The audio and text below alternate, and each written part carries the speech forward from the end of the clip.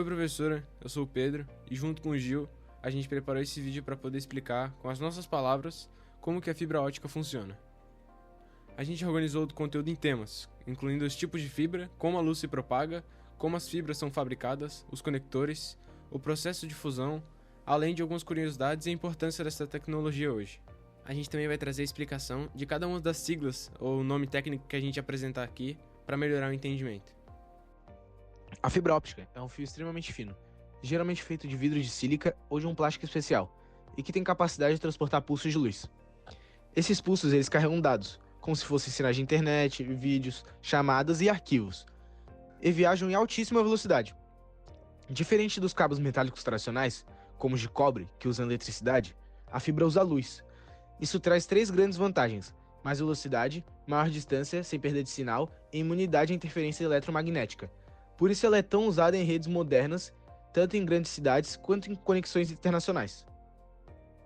Existem 2 tipos principais de fibra ótica, a monomodo e a multimodo.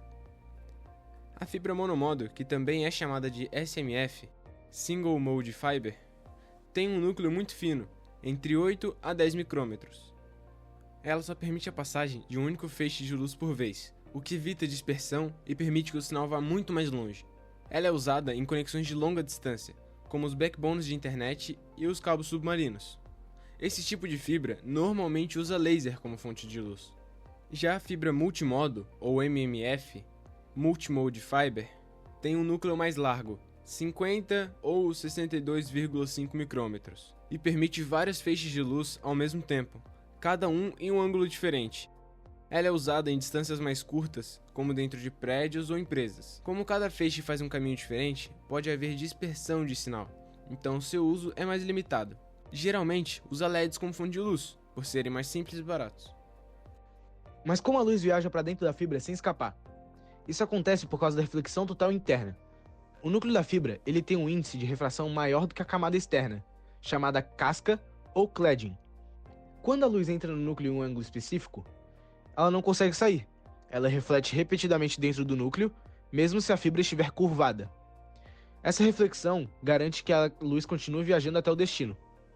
E para que tudo isso funcione com segurança, a fibra precisa estar bem protegida. A camada mais interna é o núcleo, depois vem a casca, mas além disso, existe uma camada chamada revestimento primário, geralmente feita de acrilato. Essa proteção ela serve para absorver impactos mecânicos, isolar contra umidade, evitar quebras e garantir que a fibra continue funcionando mesmo em ambientes difíceis. Em alguns casos, a fibra ainda recebe revestimentos adicionais, como tubos plásticos, gel contra água ou até blindagem metálica, dependendo da aplicação, seja subterrânea, submarina ou em redes externas expostas. Agora vamos falar de como a fibra ótica é fabricada. Tudo começa com uma barra de vidro super puro chamada preforma. Essa barra é aquecida a mais de 2000 graus Celsius e vai sendo esticada até virar um fio super fino, com no máximo 125 micrômetros de diâmetro, o que é mais fino do que um fio de cabelo. Para fabricar a fibra ótica, existem 3 métodos principais de fabricação. O primeiro é o MCVD, que significa Modified Chemical Vapor Deposition, ou deposição química a vapor modificada. Nesse processo, os gases são injetados dentro de um tubo de vidro, que é aquecido. Esses gases reagem e formam as camadas da fibra. O segundo método é o OVD, que significa Outside Vapor Deposition. Nesse caso, a deposição de material acontece por fora do tubo. Isso permite fabricar preformas maiores, com maior capacidade de produção. O terceiro é o VAD, Vapor Axial Deposition. Aqui, a preforma cresce na vertical e é formada por camadas de vapor que se acumulam no centro. Esse é o método mais rápido e mais eficiente para a produção em larga escala de fibra ótica. Depois de fabricada, a fibra ela precisa ser conectada aos equipamentos.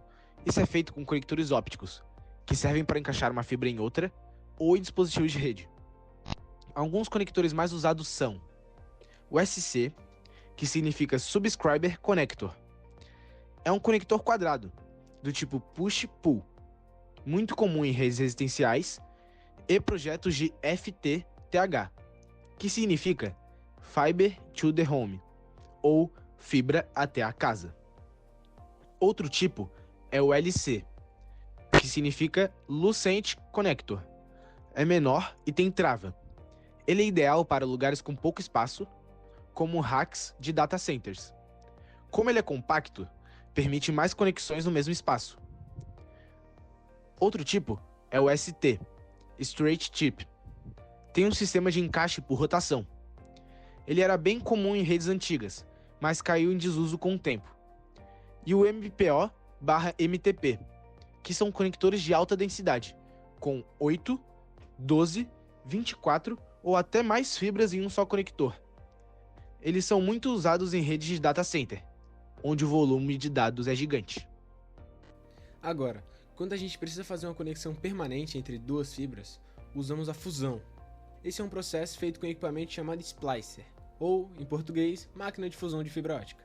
A máquina alinha com precisão as duas pontas de fibra e usa um arco elétrico para fundi-las.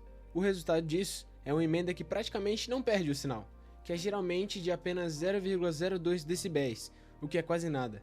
Depois, essa parte fundida recebe uma proteção com um tubo termocontrátil, que protege contra impactos, água, poeira e temperatura.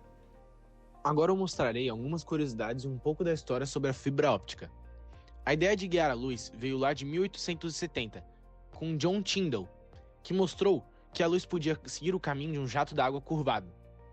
Mas foi só em 1966 que Charles Call descobriu que era possível transmitir luz por vidro com baixíssima perda. Por isso, hoje em dia, ele é conhecido como o pai da fibra óptica e ganhou o Prêmio Nobel de Física em 2009.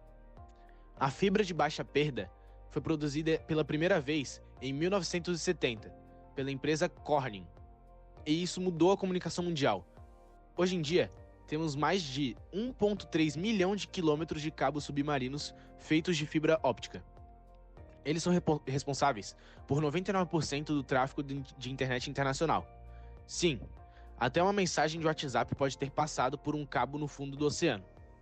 Além disso, a fibra não serve só para a internet. Ela é usada em equipamentos médicos, como os endoscópios, e em sensores que medem a temperatura, pressão e vibração em usinas, túneis e até aviões. Também está sendo estudado na área de comunicação quântica, onde as mensagens são transmitidas de forma praticamente impossível de ser interceptada. Para concluir tudo isso, a fibra ótica é uma tecnologia essencial que conecta o mundo de forma rápida, confiável e segura. A fibra ótica está presente nas redes 5G, sistemas de segurança, internet doméstica, nos serviços de streaming, no trabalho remoto, nos jogos, em tudo. É uma tecnologia invisível, mas é indispensável nos dias de hoje. Mesmo com tudo isso, a fibra ótica ainda continua evoluindo. E agora estão sendo produzidas fibras ocas, fibras plásticas de última geração e sistemas de transmissão ainda mais rápidos. Falando por mim e pelo Gil, a gente aprendeu muito fazendo esse vídeo. E a gente espera que ele mostre o quanto a gente estudou para poder entender e saber um pouco sobre esse tema.